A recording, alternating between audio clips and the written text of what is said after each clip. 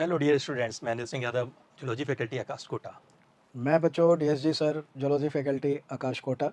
आज हम लोग डिस्कस करेंगे कि आखिरी इन 15 दिनों में आपकी जूलॉजी की तैयारी कैसे हो कि आपके पूरे 180 में से 180 मार्क्स आ जाएं। तो मैं पहले रिक्वेस्ट करूंगा अनिल सर से कि वो आपको बताएं कि आपको क्या करना है और कैसे करना है। तो Anil sir. Thank you sir. जैसे बच्चों, आप लोग की प्रिपरेशन तो ऑलमोस्ट कंप्लीट हो चुकी है।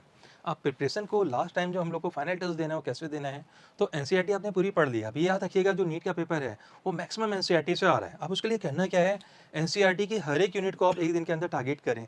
दिन ज़्यादा नहीं बचे हैं बच्चों, हर एक यूनिट को एक दिन में कंप्लीट करिए। जैसे सपोज करिए आपने फर्स्ट यूनिट ली, तो डेली आपको 4 से 5 घंटे पढ़ना है और उसको तेजी से कंपाइल करिए। फिर नेक्स्ट डे यूनिट 2 पे चले जाइए, यूनिट 3 पे चले जाइए। तो एनसीईआरटी को परफेक्टली रिवाइज कर लीजिए। जितनी बार कर पाएंगे उतना ही ज़्यादा बेहतर होगा। अब ये जो एनसीईआरटी का रिवीजन जो करना है वो कैसे करना है, तो सर वो कैसे करें बच्चे ये रिवाइज? हाँ बच्चों, बहुत अच्छा सर ने क्वेश्चन किया है। तो देखिए एनसीईआरटी तो आप पढ़ रहे हैं, अब ये आखिरी टाइम में आपको तैयारी करनी है डेटाबेस थिंग्स की, क्वेश्चंस की। अपनी एनसीईआरटी में जो इंपॉर्टेंट ईयर्स दिए हुए हैं, खासकर बायोटेक्नोलॉजी में दिए हुए हैं, है ना, और डेटाबेस जैसा इवोल्यूशन में दिया हुआ है, वो क्रेनियल कैपेसिटी हो या उनका लिविंग ईयर हो, ठीक है ना, ये आपको पूरा एक कागज़ पे लिख लेना है। और 3-4 दिन पहले ही आपको इसको क्या करना है, अच्छी तरह से पढ़ लेना है, ताकि वो आपके ब्रेन में क्या हो जाए, अच्छी तरह से फीड हो जाए। और क्योंकि अगर अभी कर लेंगे तो ये आप भूल जाएंगे, निश्चित बात है। तो डेटाबेस जो चीज़ें हैं, वहाँ पे कोई हिस्टोग्राम दिया है, कोई पाई चार्ट दिया हुआ है, एनिमल किंगडम के एग्जाम्पल दिए हुए हैं, एनिमल किंगडम के उनके साइंटिफिक नेम, उनके कॉमन नेम, वो आपको एक कागज़ में लिख लेने हैं। इंपॉर्टेंट डेट्स जो दी हुई हैं वो आपको लिख लेनी है, खासकर बायोटेक्नोलॉजी में और एवोल्यूशन जैसे चैप्टर में। और उनको लिख के, और एक और बात है, जो हमारा क्या बोलते हैं कि नीट में यहाँ पर जो हमारी आपसे एआर डिस्कस किए थे, वो एआर डिस्कस जो किए थे उनको प्लीज़ एक दो आपने देखा ज़रूर होगा, उसमें कुछ इंपॉर्टेंट चीज़ें डिस्कस हुई हैं, उनको ज़रूर नोट कर लीजिएगा। तो मैं फिर आपसे बोल रहा हूँ कि डेटाबेस आप अपना तैयार करिए, उसमें इंपॉर्टेंट एग्जाम्पल एनिमल किंगडम के, उसमें इंपॉर्टेंट एवोल्यूशन की डेट्स आ जाती हैं, ठीक है ना, मिलियन ईयर्स आ जाते हैं, वो आपको याद रखना है। और बायोटेक्नोलॉजी में जो भी इंपॉर्टेंट डेट्स आई हुई हैं, ठीक है ना, वो आपको याद रखनी है, चाहे वो प्लाज्मिड बनाने की हो, चाहे वो रोजी काऊ की हो। तो उसको एक कागज़ पे लिख लीजिए और एग्ज़ाम से 3-4 दिन पहले उनको अच्छी तरह से प्रिपेयर करके जाएँ। तो बच्चों, प्रिपेयर करना कैसे है, तो मैं अनिल सर से रिक्वेस्ट करूँगा कि वो बताएँ कि वो किस तरह प्रिपेयर किया जाए। सर, जैसे जो आपने समझाया उसको हम लोग जब सिविल की तैयारी करते थे तो कुछ मिसाइल्स होती हैं, उनको बोलते हैं दागो और भागो। तो ये कॉन्सेप्ट ही उसके लिए यूज होता था कि आप बहुत सी चीज़ें बहुत लंबे समय के लिए दिमाग में नहीं रखनी। बिल्कुल। एग्जाम्पल हैं, डेटा हैं, ईयर हैं, क्यों रखने हैं? आप नीट से 3 दिन पहले करिए, टिक मारिए, भूल जाइए, कौन आपसे पूछने जा रहा है उसके आगे। तो इस तरीके से जो आपने बताया बहुत बेहतरीन तैयारी होगी। अब बच्चों, जो सर ने तैयारी का तरीका तो बताया, अब इसको आप करके कैसे देखेंगे? क्योंकि बहुत बार होता क्या है, जैसे बच्चे मिल रहे हैं कि सर थ्योरी तो बहुत सारी पढ़ ली, हम इसको कैसे करें, कैसे मतलब पेपरों में क्यों गलती हो रही है हमसे? बिल्कुल। तो लगातार हम लोग क्या भी पेपर चल रहे हैं, बच्चे लेके आते हैं क्वेश्चन में, अब क्वेश्चन में वो बहुत सही से पढ़ नहीं रहे। मैंने उनको बोला बेटा सही से पढ़ो, पूरा दिमाग लगा के पढ़ रहे हैं बेचारे, तब भी गलतियां कहाँ पे हो रही हैं? कहीं पे करेक्ट पूछा इनकरेक्ट चूज कर रहे हैं, इनकरेक्ट पूछा करेक्ट को ले जा रहे हैं, या बहुत बार क्वेश्चन के पैटर्न में क्या हो गया है, नॉट इनकरेक्ट। तो मैंने बोला यार एक काम करो, उसको गोला खींच के लिख देना कि करेक्ट पूछ रहे हैं। बिल्कुल, बिल्कुल। तो वो आपके 1 सेकंड लोगे आप इतने काम में, लेकिन आपको ये क्लियर हो जाएगा कि करना क्या है। बहुत बार क्वेश्चन आता है कि choose how many are the correct या how many are the incorrect. Incorrect. इसको भी बहुत अच्छे से फोकस करिए, क्योंकि आप ये मानिएगा एनसीईआरटी से जितने क्वेश्चन बन सकते हैं आपने अपनी कोचिंग के टेस्ट में देख लिए। हर तरीके के क्वेश्चन बना के हम लोगों ने आपको दे दिया, हर तरीके से आपको तैयार कर दिया। अब आपकी किस कमी का फायदा नीट का पेपर सेटर उठाएगा? वो आपको फांसेगा कहाँ पे? एनसीईआरटी के क्वेश्चन की लैंग्वेज में। लैंग्वेज में कहीं ना कहीं आपको कुछ ऐसा मिलेगा कि जो आंसर को चेंज कर रहा होगा या आपको डायलेमा में डालेगा कि इस ऑप्शन में से कौन सा सही है। कन्फ्यूजन तो करेगा। कृपया करके जब भी क्वेश्चन को करें, अंडरलाइन करें, इंपॉर्टेंट चीजें पे सर्किल कर लें, तब जाके आपका क्वेश्चन परफेक्ट होगा। वरना बाहर आके होता क्या है, सर गलती से 2 गलत हो गए, चलिए मिस्टेक हो गई, बिल्कुल। कॉलेज आपका दिल्ली से बॉम्बे है या बॉम्बे से पता नहीं कहाँ शिफ्ट हो जाएगा। बिल्कुल, बिल्कुल। तो बच्चों, पेपर करते समय बहुत ज्यादा एहतियात बरतनी है, ये लास्ट समय का है। अब सर जैसे हम लोग के डिस्कशन में ये आ गया कि पेपर कैसे करना है।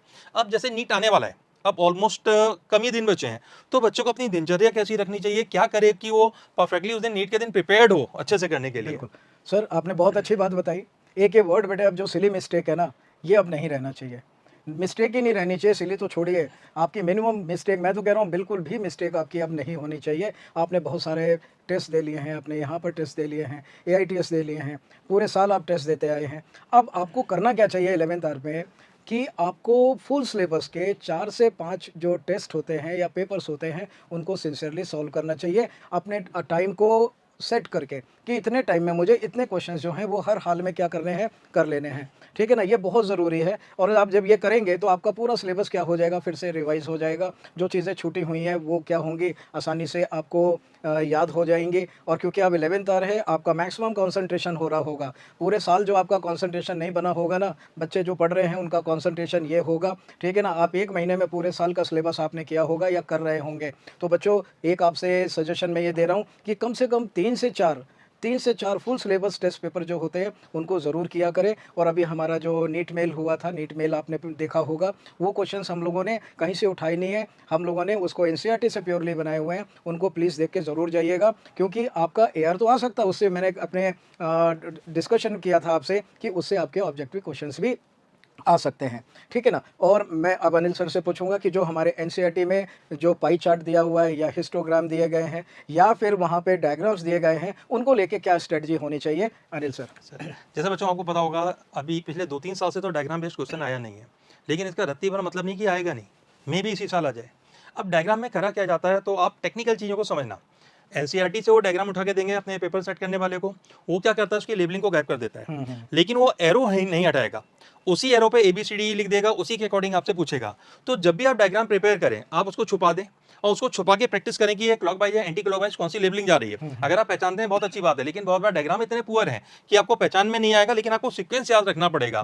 तो एक एक डायग्राम को पक्के से कर लीजिए, उसकी लेबलिंग का एक पैटर्न देख लीजिए, किस जगह पे किस चीज के बारे में है, फिर वो उसके बारे में अंदर डेप्थ में भी जाके पूछ लेता है। जैसे सपोज करिए उसने एरियोला कनेक्टेड टिश्यू का जो डायग्राम है उसको दे दिया, अब उसने इसमें एरो में से उठा लिया कि इसको मास्ट सेल को उठा लिया, उसकी प्रॉपर्टी पे क्वेश्चन पूछ लेगा। पहले तो वो दे देगा कि आइडेंटिफाई करो, फिर उस पर ऊपर क्वेश्चन बनाएगा। तो यहाँ से बहुत अच्छे लेवल का क्वेश्चन जनरेट होता है। तो कृपया करके उस पर फोकस करना। जैसे भी सर ने बताया AR, बच्चों AR जब हम लोग करते हैं हम लोग को टफ लगता है, लेकिन ये मान लीजिए AR से बेहतरीन प्रैक्टिस नहीं है आपके लिए। वो सब्जेक्ट की जितनी बेहतरीन नॉलेज देता है कोई भी नहीं दे पाएगा। थ्योरी मतलब AR, और AR आपके जितने स्ट्रॉन्ग है उतनी बेहतरीन आपकी थ्योरी हो जाएगी। तो बहुत बार AR आपके मार्केट में अवेलेबल नहीं है, बुक्स में बहुत कम है। इसीलिए जो आकाश कोटा है उसने एक अलग से सीरीज चलाई थी नीट मेल नाम से, कृपया करके अगर आपने नहीं देखी है तो भी हम लोग के अपना आकाश पेज को एक बार सब्सक्राइब करिए, उस पर जाइए, प्रीवियस लिंक पे जाइए, एक बार रैपिडली और सारे AR जरूर देख लीजिएगा। आपका पूरा का पूरा जो चैप्टर है वो थोरोली रिवाइज हो जाएगा। मैं सही बता रहा हूँ, मतलब बहुत ज्यादा वो हेल्पफुल है जो हम लोगों ने उसको क्रिएट किया। तो ये तो हो गया सर हम लोग का इसका डिस्कशन। जैसे अभी एक डिस्कशन वो रह गया कि वो दिनचर्या क्या रखे, आखिर लास्ट में वो कैसे अपने आप को सेट करे कि 12 से लेके 6 जब वो नीट के सेंटर में होगा क्या करे, कैसे मैनेज करे। हाँ बच्चों, देखो आपने बायोलॉजिकल क्लॉक पढ़ा हुआ है, आपको भी पता है बायोलॉजिकल क्लॉक क्या होती है। अब आपको 12 बजे से लेकर शाम के 6 बजे तक आपको अब सोना नहीं है, आपको मैक्सिमम एक्टिव होना है। मैक्सिमम एक्टिव आपको रहना है 12 बजे से लेकर आपको शाम को 6 बजे तक। इसमें सोना छोड़ दीजिए। इसमें बहुत हैवी जो हम खाना खाते हैं दोपहर में, इसमें बहुत जिसे बोलते हैं बैलेंस डाइट लीजिए, बहुत हैवी डाइट मत लीजिए, क्योंकि हमारी बायोलॉजिकल क्लॉक को बदलने में आप जानते हैं 5-7 दिन या लग जाएंगे आराम से। तो आप अभी से आपको क्या करना है, मैक्सिमम एफर्ट आपको डालना है 12 से 6 बजे के बीच में, ताकि आप मैक्सिमम एक्टिव हो सके। ठीक है ना। बहुत सारा फ्लूइड लीजिए। ठीक है ना। फ्लूइड के साथ में आप फाइबर्स लीजिए, फाइबर्स के साथ फ्रूट्स लीजिए। हैवी मत लीजिए, बहुत सारा फैट मत लीजिए, जंक फूड्स मत लीजिए। ये बहुत मैं कह रहा हूँ कि एडवर्स इफेक्ट डालते हैं हमारी बॉडी के ऊपर। ठीक है ना। लेथार्जी जिसे बोलते हैं, बहुत आलस क्या करेंगे वो प्रोड्यूस करते हैं हमारी बॉडी में। तो मैं आपसे यही फिर से रिक्वेस्ट करूँगा कि मैक्सिमम आपका जो एफर्ट होना चाहिए वो 12 से 6 के बीच में अनिल सर होना चाहिए। ठीक है ना। यस। तो बच्चों जैसे सर ने डिस्कस किया, इसमें एक चीज और याद रखना, संभव हो तो बाहर का मत खाओ।